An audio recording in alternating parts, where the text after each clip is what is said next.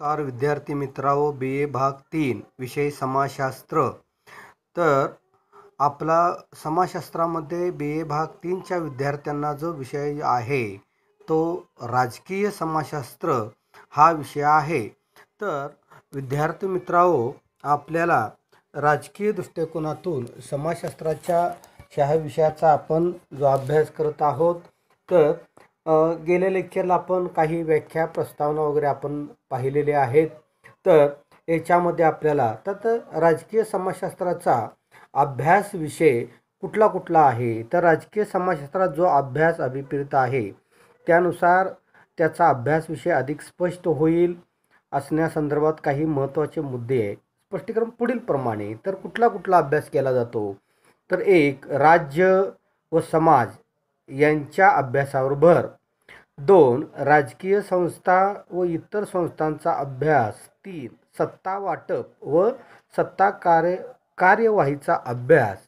त्यानंतर याच्यामध्ये आपल्याला ह्या प्रमुख 3 घटकांचा इथं अभ्यास केला जातो।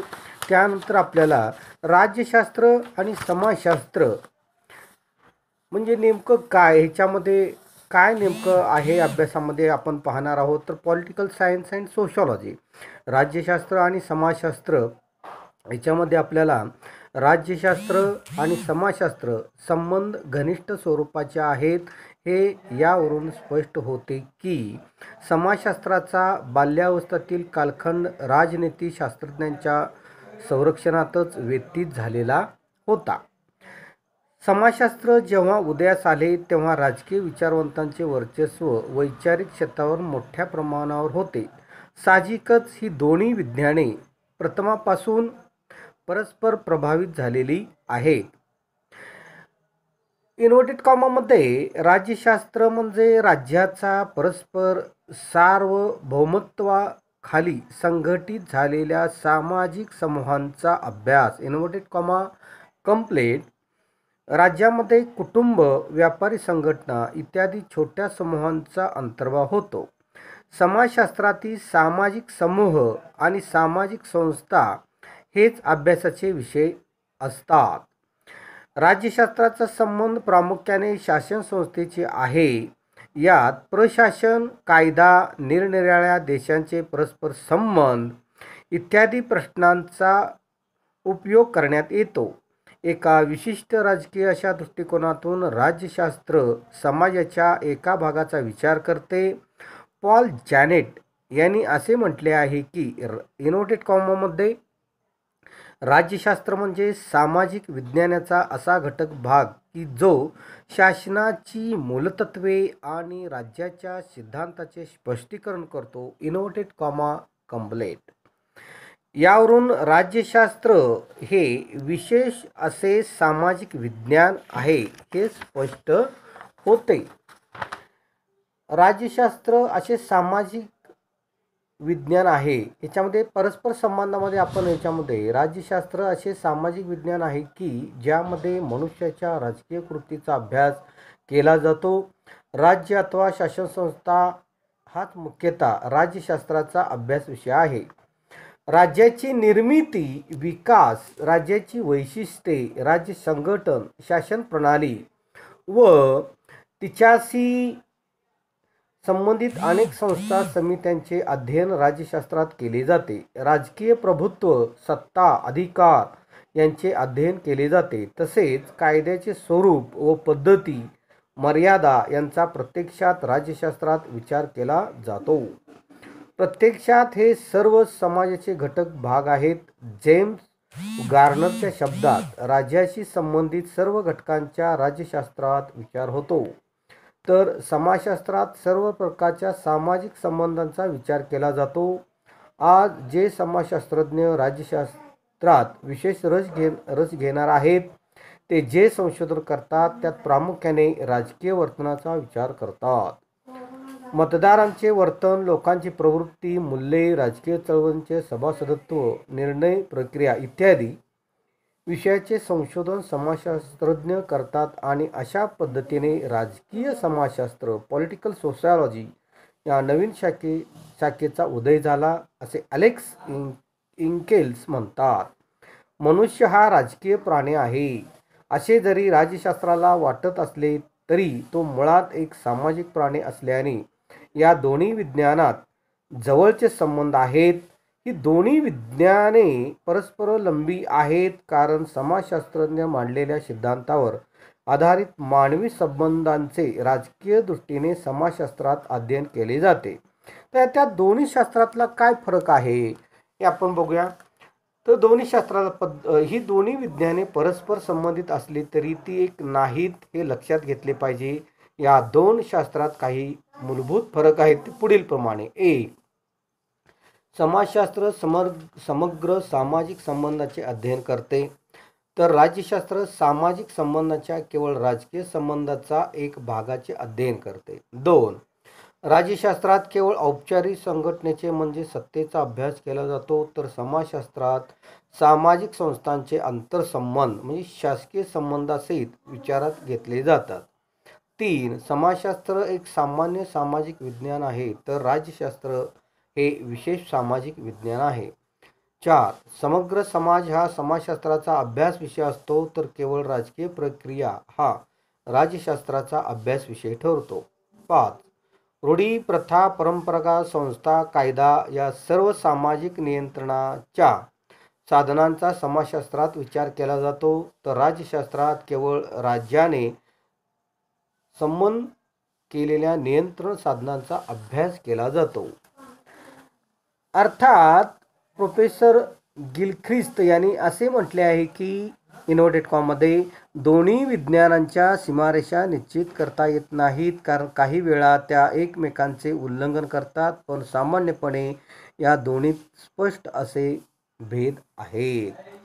तर आपण मित्रांनो याच्यानंतर पुढील टॉपिक ह्याच्यामध्ये पॉईंटमध्ये राज्यशास्त्र आणि अर्थशास्त्र, पॉलिटिकल सायन्स आणि इकॉनॉमी याच्यामध्ये काय परस्पर संबंध आहेत आपण पाहूया.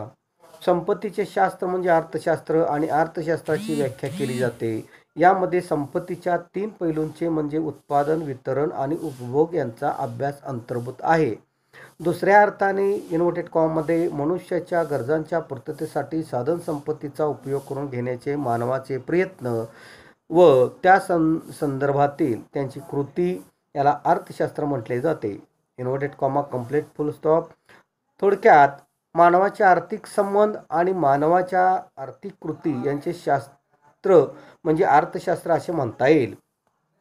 अर्थशास्त्र मानवाच्या आर्थिक व्यवहारातील व संबंधातील किंमत, पुरवठा, मागणी, पैसा अशा फक्त आर्थिक घटकांचाच पूर्णपणे विचार करते, परंतु आर्थिक कृतीच्या मागे सामाजिक संबंध असतात आणि सामाजिक संबंधातही आर्थिक घटकांचा विचार करणे आवश्यक ठरते. अर्थशास्त्रज्ञांच्या मते त्यांच्या संकल्पना अचूक असतात. संख्याशास्त्रीय पद्धतीमुळे त्यांच्यात अचूकता येत नाही. त्याची सैद्धांतिक तत्त्वे ते प्रत्यक्षात योग्य रीतीने अंमलात आणू शकतात. तर विद्यार्थी मित्रांनो याच्यामध्ये आपल्याला कशा पद्धतीचा परस्पर संबंध आहे बघू. राज्यशास्त्र आणि अर्थशास्त्र यांचा परस्पर संबंध आणि परस्पर प्रभाव समाज जीवनात महत्त्वाचा ठरलेला आहे. तर हा संबंध स्पष्ट करणारी एक विद्याशाखा पॉलिटिकल इकॉनॉमी या नावाने विकसित होत आहे. ही दोन्ही शास्त्रे परस्पर प्रभावी तर आहेतच, शिवाय आपापल्या क्षेत्रात प्रश्नांची उत्तरे शोधताना एकमेकांना पूरकी ठरतात. आर्थिक व उत्पादनाच्या क्षेत्रात झालेली 1770ची औद्योगिक क्रांती संपूर्ण नवसमाज निर्मितीला कारणीभूत ठरली. त्यातून अनेक सामाजिक आर्थिक समस्या निर्माण झाल्या, पण त्यांची उत्तरे शोधण्याचा प्रयत्न मात्र राज्यशास्त्राच्या मदतीने झाला. नियोजन ही केवळ आर्थिक प्रक्रिया नाही, तसेच सार्वजनिक उपक्रम हे केवळ आर्थिक उपक्रम नसतात. त्यांची आखणी आणि अंमलबजावणी शासन निर्णयानुसार होत असते. तसेच वित्त संस्थांचे व्यवहार आणि त्यांच्यावरील नियंत्रणे सामाजिक जीवनाच्या संदर्भात राज्यालाच निर्माण करावी लागतात. कल्याणकारी राज्यांच्या कल्पना आणि त्यासाठी करावी लागणारी साधन सामुग्रीची जुळवाजुळव या गोष्टी अर्थशास्त्राच्या मदतीने कार्यान्वित होत असतात. राज्याचे स्वरूप, राज्याची धोरणे आणि राज्याची क्षमता या सर्वांवर आर्थिक घटकांचा मोठा प्रभाव असतो. क्रांतिकारी परिवर्तनाच्या मुळाशी आर्थिक बळच प्रामुख्याने असते. तसेच आर्थिक शक्तीची पाळीमुळे ही राजकीय शक्तीची सामावलेली असतात. पण हेही तितकेच खरे आहे की जसे सैन्य हे पोटावर चालते, तसेच राज्य हे आर्थिक शक्तीवर चालते. बडे उद्योजक आणि उद्योगधंदे यांच्या पाठबळावरच राज्य मार्गक्रम करीत असते. बहुतांश राजकीय प्रणाली उदाहरणार्थ साम्यवाद, लोकशाही, समाजवाद, भांडवलवाद इत्यादी ही आर्थिक संदर्भावरच आधारलेली असते. साहजिकच राजव्यवस्थेला प्रामुख्याने आर्थिक संपत्तीचा व सामाजिक स्तराचा विचार करावा लागतो. अन्य आर्थिक व सामाजिक आव्हानांना तोंड द्यावे लागते.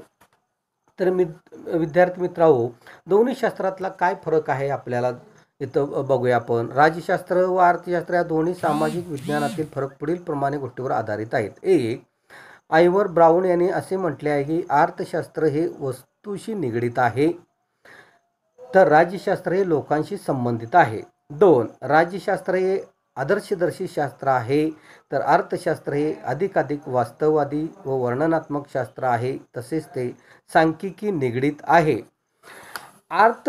3, अर्थशास्त्र हे वस्तू, किंमत, नफा तोटा यांच्याशी संबंधित असते, तर राज्यशास्त्र बहुतांशी मानवी व नैतिक मूल्याशी संबंधित असते.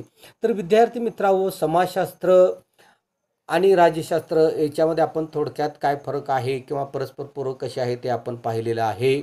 आता त्यानंतर आपण राज्यशास्त्र आणि अर्थशास्त्र पण आपण पाहिलेले आहे. तर पुढच्या लेक्चरला आपण वेगवेगळ्या विषयामध्ये म्हणजे राज्यशास्त्र आणि इतिहास किंवा आणि जे काय पुढचे विषय जे आहेत ह्याच्यामधला आपण परस्पर पूरक आणि काय संबंध आहे आणि काय फरक आहे हे आपण पुढच्या लेक्चरला पाहूया. विद्यार्थी मित्रांनो, नमस्कार, धन्यवाद.